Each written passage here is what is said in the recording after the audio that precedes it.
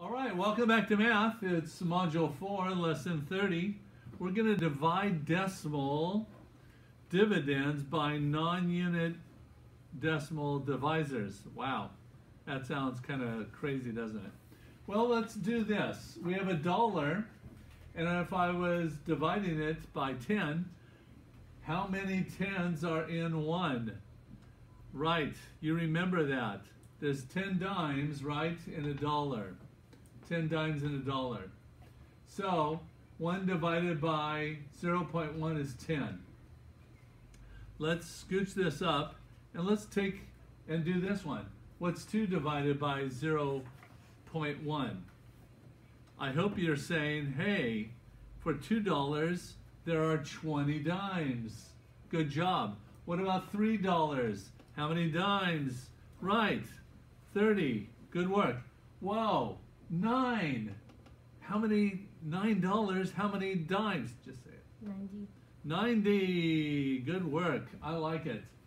All right, now here's something a little trickier. How about on 20? Wow, that adds a what? It adds another 0, doesn't it? So we're going to go with 200. Now that we see that, how many dimes are in 30? Just say it. 300. 300. Nice work. And 70 times. 700. Yes, you guys got this. Nice work. I like it. Now I'm going to do something a little bit trickier, okay? It's not much trickier, but it's a little. How about in 75? How many dimes do you think there are there? 750. Nice work, you guys. That's fantastic. Now this would probably be the trickiest one because if you notice there's a decimal here. So it's just going to be 753 and that's it. Okay? So don't be tricked by the 2 decimals like this, all right? It's kind of like they cancel each other out in a way. All right. Well, let's go on to our word problem. Alexis says 16 divided by 4 and 32 eighths and 8 halves are all equivalent. Is she right? I don't know. Let's figure that out. So, let's say I have 8 halves. I can write that this way, right? Can I turn this 2 into an 8? Can I turn the 2 into an 8? What would it take? What do I have to do to the 2 to make it an 8? Multiply by 4 is right. And what I do to the bottom, I do to the top, right. So this is going to give me what? 32 over 8. Whoa, these are the same. That's amazing. Okay, how about this one? Well, we could say that 16 divided by 4 is 16 over 4 from our past, right? From past problems, that's what we know. Okay, can we turn the 16 over 4 into a something over 8? Well, you just said 4. You have a 4 over here, so what are we going to have to multiply it by? Let's try the 2. Does this work? 4 times 2 is 8? You bet. What about 16 times 2? What's that? Well, 2 times 6 is 12. We're going to carry the 1 over here. 2 times 1 is 2, plus 1 is 3. So is Alexis right? Is 16 divided by 4 the same as 8 halves, which is the same as 32 over 8? Yes, it is. Nice job, Alexis. Now, what is our actual answer to this problem? What's our actual answer? Well, we could figure this out pretty easily, couldn't we? We can make it smaller, or we can just put a 32 in the inside of the house and an 8, and we could say, how many 8s are in 3? 0. How many 8s are in 32? 4. 4.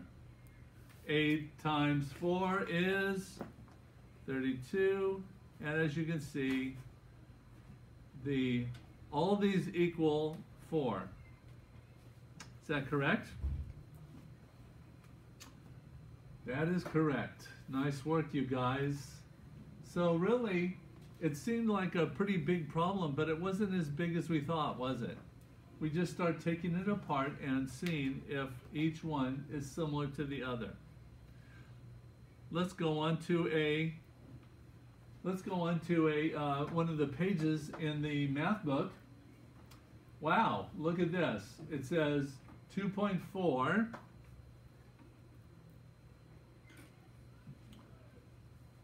times 10. Okay, so 2.4. And why are we going to multiply it by 10? Why do we multiply it by 10? What are we trying to do? Well, we're trying to get rid of the decimal, so we know that this is going to be 24. Is that correct? Right. And then what we do to the top, we're going to have to do to the bottom. 0.8. We multiply that by 10, and that's going to give us an 8. So now we have 24 over 8. Question: how many 8s are in 24? Well, we have 8. If we added another 8, it would be 16. And if we added another 8, that would be 24, right?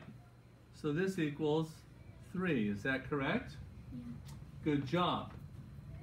Now notice I multiplied it by 10 because it's in, did you notice these were in the tenths place? These are in the tenths place. Now if we look over here at 2.4 divided by 0.08. Hey, what place is that? That's in the hundredths, right? So let's multiply it by 100. So 2.4 multiplied by 100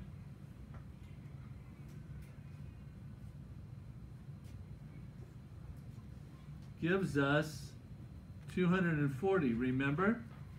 We talked about that earlier in the lesson. Okay?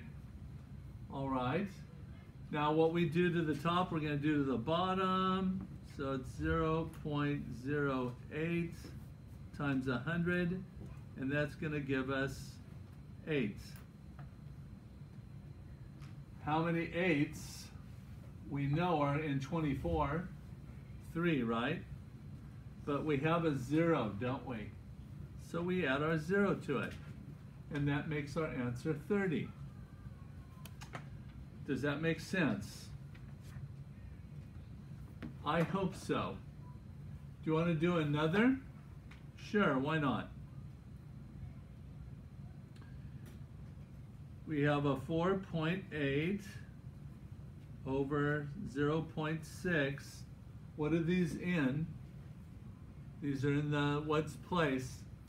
Tenths. So we're going to multiply it by 10. Okay? What's that going to give us here?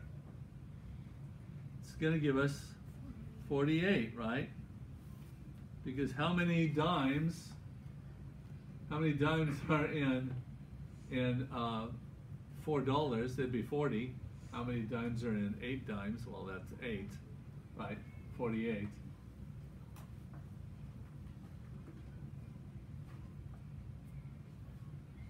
And that's over what? Well, how many dimes are in 6? Well, it'll be in 6 dimes, it'd be 6, right? So we have that done, that part. So now we're asking, what's the answer? 6 times what is 48? 6 times what is 48?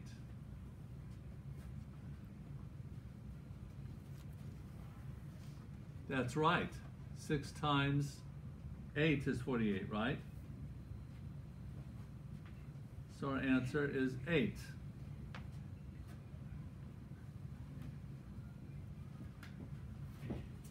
If you find that a little weird, you could always do this.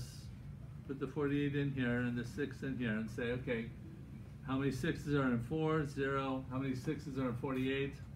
8. 48. And that's 0. Here's our answer. Okay? All right? It just seems a lot faster to do it this way than to do it with the standard algorithm. Let's go to our next one. 0.48 divided by 0.06. What are we going to want to multiply these guys by? What place is this in? These are in the what's place? The hundredths. Right. So we're going to multiply this by 100, right? So we're talking pennies now. 0.06 times 100, because what we do to the bottom, we do the top, or what we do to the top, we do to the bottom. So what's that going to give us here? That's right. 480 over what? 6, right? So now I'm going to ask the question, how many 6s are in 48? We've already answered that over here, haven't we? It's 8. And then we have what over here? A 0. If I wanted to show you that in the house, it'd be 480, and we do it by 6, 0. This would be 8. We know that we would subtract 48, gives us 0, 0. And since there's all zeros here, we just move the 0 up, and we have 80, don't we? So we just proved our answer in both the algorithm and also in this way. I think this is really a great way to do it. Great way to solve a problem. So don't get freaked out on those word problems. Just break them down like this, and remember, when it's in the tenths, multiply it by 10 to get rid of the decimal, and if it's in the hundredths, multiply it by 100, gets rid of the decimal. I love math!